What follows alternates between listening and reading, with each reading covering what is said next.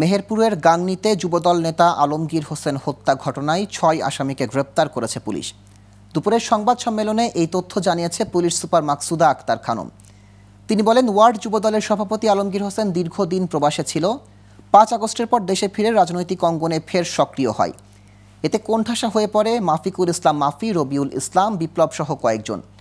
তাই নিজেদের অবস্থান শক্ত করতে আলমগীরকে হত্যার পরিকল্পনা করে তারা। আটককৃতদের জিজ্ঞাসাবাদ শেষে কারাগারে পাঠানো হয়েছে। হত্যাকাণ্ডের মাস্টারমাইন্ড মোহাম্মদ রবিউল ইসলাম বিপ্লব এর দেখানো মতে হত্যাকাণ্ডে ব্যবহৃত ধারালো ছুরি এবং আসামি মোহাম্মদ মাফিকুল ইসলাম মাফির দেখানো মতে ভিকটিম মৃত আলমগীর হোসেনের ব্যবহৃত মোবাইল ফোন উদ্ধার করা হয়। এখনো পর্যন্ত এই মামলায় গ্রেফতারকৃত হত্যাকাণ্ডে সরাসরি অংশগ্রহণকারী মোট ৬ জন আসামির প্রত্যেককেই বিজ্ঞ আদালতে সোপর্দ করা হয়েছে।